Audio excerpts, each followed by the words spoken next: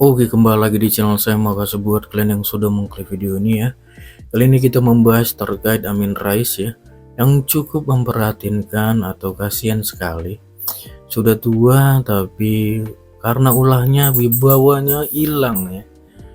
Bahkan dia menghadiri pelantikan Prabowo Gibran. Setelah menghadiri itu malah keluar kata-kata minta Gibran segera dipecat. Wah, dan kali ini Opung langsung mengskapmat Amin Rais. Kita lihat cuplikannya bagaimana. Sebelum kita ke video, bantu subscribe dulu channel saya, belum subscribe. Tidak tunggu lama, kita ke videonya langsung. Let's go. Hari ini di berbagai macam media sosial manapun ku tengok, baik di TikTok, YouTube, Facebook dan lain sebagainya ya, banyak kali video yang lewat yang menunjukkan betapa antusiasnya warga Solo menyambut kedatangan Joko Widodo. Luar biasa kan? Dan juga beliau juga sudah memberikan testimoni. Biasanya dari bandara 15 menit nyampe ke rumah, ini 4 jam. Bayangkan lebih lama dari nunggu bansos. Ya, itulah antusiasnya warga, antusiasnya masyarakat ya.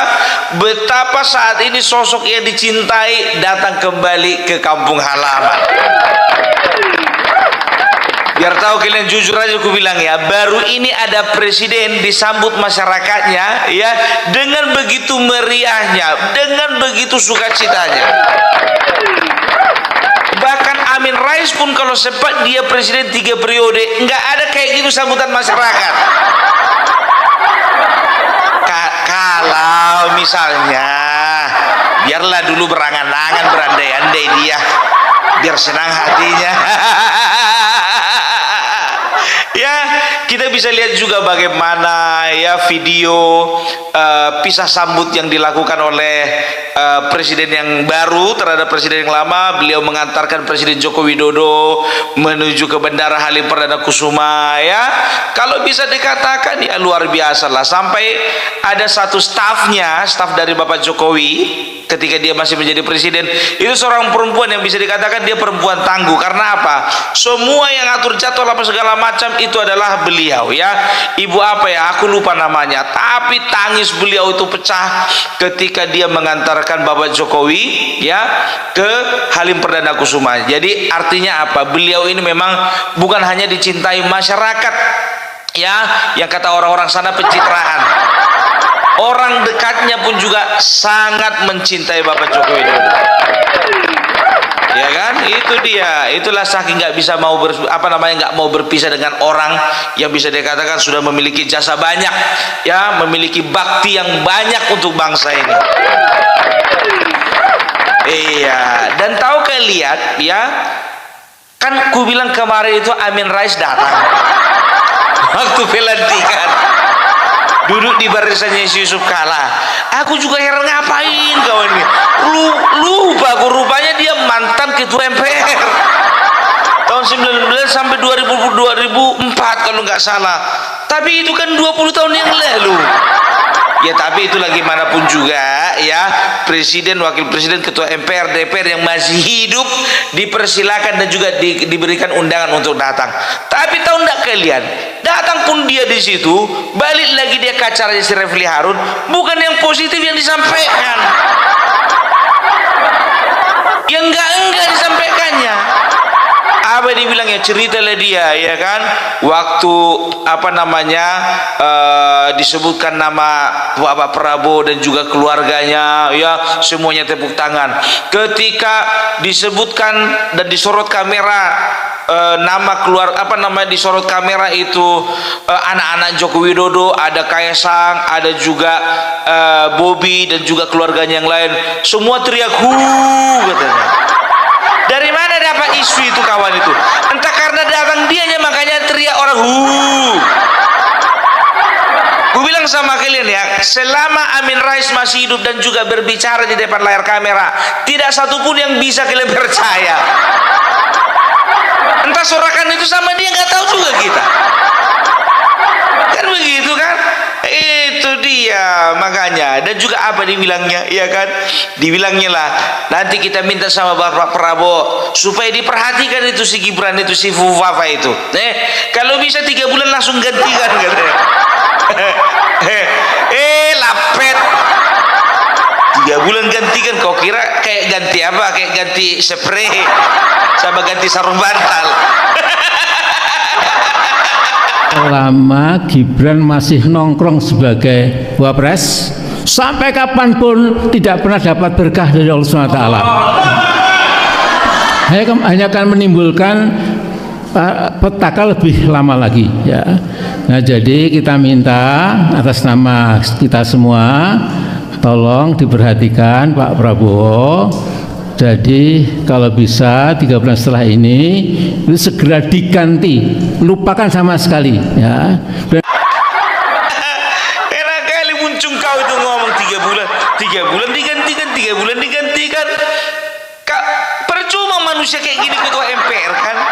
Berarti dia selama ini dia udah lupa apa isi dari undang-undang, ya, apa isi tentang bagaimana, ya, apa yang bisa membuat presiden wakil presiden diberhentikan. Enak aja 3 bulan, kalau ndak sur ganti. Amin Rais, udah untung kau dapat undangan. Ku bilang sama kau, yang dinanti-nantikan itu Ibu Mega, kau yang datang.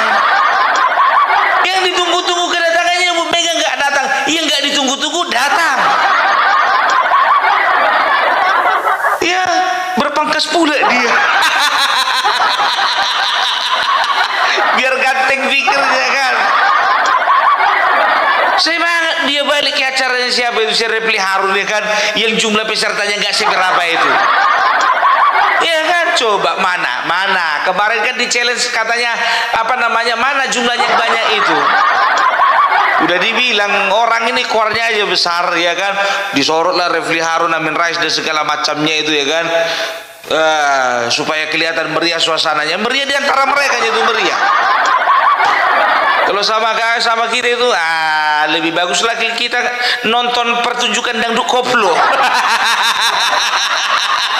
Iya kan, atau uning-uningan Batak, atau jaipongan, atau wayang golek, iya kan, lebih bagus itu kita daripada nonton orang itu, ya kan, manusia-manusia nggak masuk akal yang nggak punya nalar. Udah lari nalarnya semua, ya kan. Mereka menamakan dirinya mereka itu adalah kekuatan yang lain dari penguasa katanya. Kita perlu ada kekuatan yang lain daripada kekuasaan. Bro, kalau kau Refli, gue bilang sama kau, kalau kau ingin berkuasa, kau ingin punya pengaruh, ya, kau memberikan influence, masuk kau ke dalam sistem, mencalonkan diri kau kemarin jadi anggota dewan. Itu ku bilang sama kalian tes. Sedangkan Egy Sujana yang dikatakan katanya komandan orang itu kalau melakukan melakukan demo nggak terpilih, mencalonkan diri kemarin dari PKS nggak terpilih. Kita challenge orang itu, jujur aku bilang, Roy Suryo, Din Samsudin, Refli Harun, Sunarko, Dr. Tifa, semuanya kita tantang, kita challenge dulu 2029 bisa nggak orang itu meraup suara. Banyak kali gaya, banyak kali cerita, suara 3% aja belagutnya minta ampun. 3% seluruh Indonesia itu, ya kan? Itu dia. Dan tahu enggak kalian yang sangat disayangkan, sangat disayangkan, terjadi aksi, memang betul tidak ada masalah kalau memang ada aksinya, cuman di dalam aksi itu mereka itu memberikan selebaran yang tidak pantas gitu, ya. Di masa pelantikan itu mereka bikin selebaran boykot pemilu, ya kan. Dan juga bajunya itu baju rakyat baju korban Mulyono. Jadi udah tahu kita yang biasanya pakai baju korban Mulyono itu kan Roy Suryo. Berarti mereka itu juga menyebar orang-orang untuk memberikan selebaran-selebaran terlarang itu. Boikot hasil pemilu, ya kan, apa namanya, pokoknya kata-kata yang tidak apalah, tidak membangun lah gitu, kata-kata provokatif ya. Jadi itu dia, kita udah tahu model-model orang ini, tapi mereka nggak berani melakukan aksi besar-besaran. Karena apa? Jumlah mereka kalah banyak dengan para peserta yang antusias menyambut pelantikannya Bapak Prabowo. Nggak ada apa-apanya orang ini, makanya gue bilang orang ini benalunya orang ini. Iya benalu ya kan, sedikitnya orang ini tapi berbahaya. Ya berbahaya sih kalau untuk saat ini tarafnya itu masih gatal-gatal gitulah. Jamur panu ya kan, membahayakan enggak, cuman agak merusak penampilan. Tahu kalian panu kan, berbahaya enggak memang, tapi merusak penampilan, gatal-gatal lagi gitu. Jadi udahlah, nggak perlu kita apa ya, nggak perlu kita apa namanya, kita gubris ya manusia-manusia model gitu. Karena gimana pun juga sampai kiamat juga orang ini akan berbuat seperti itu. Cemana mau dibilang nggak dapatan. Mereka itu mengekspresikan kekesalan mereka karena yang pertama ya, isu Fufu Fafa tidak bisa membatalkan pelantikan Gibran. Ini Allah yang malah pedi kalapa.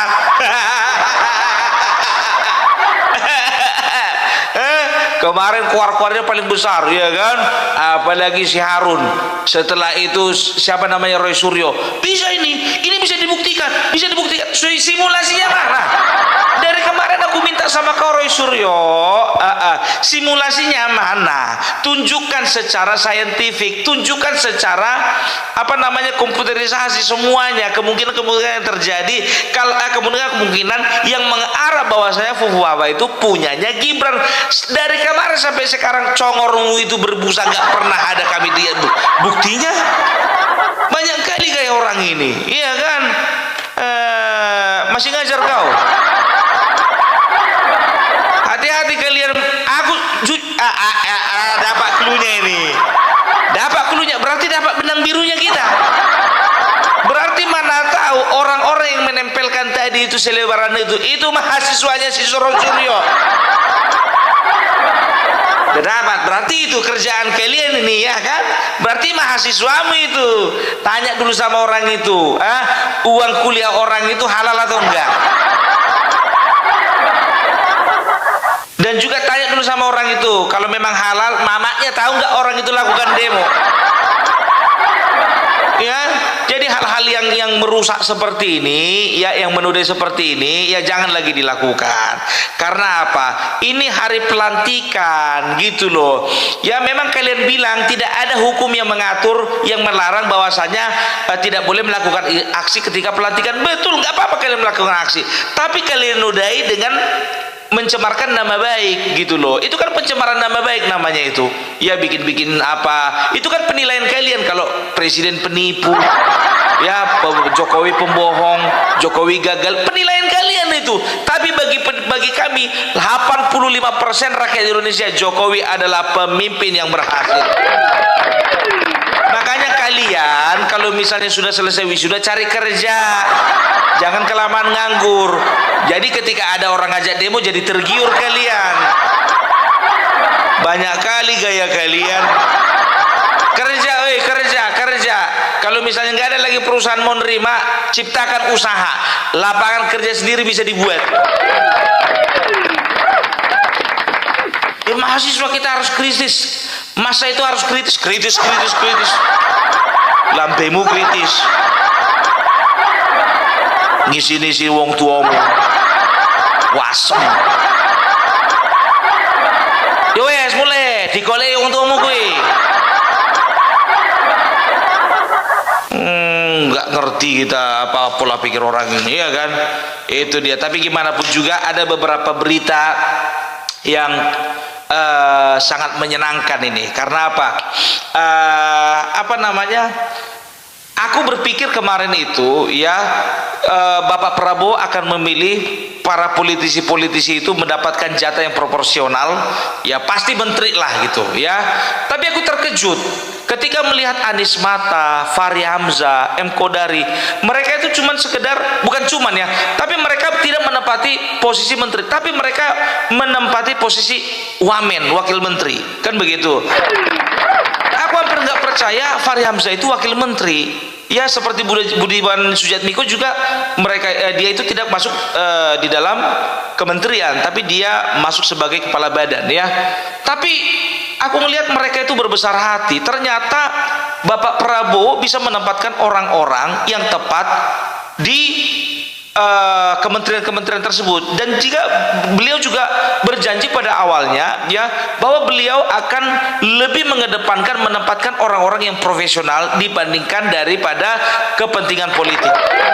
Itu dia ya. Jadi bisa dikatakan ya hampir 50%, hampir 70% itu teknokrat semua itu, orang yang memang ahli di bidangnya gitu loh ya.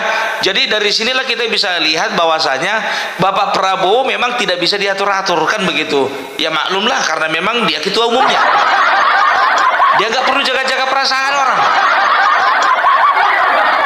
Bisa dikatakan ya Bapak Prabowo akan menjadi presiden yang tidak akan pernah tertekan batin.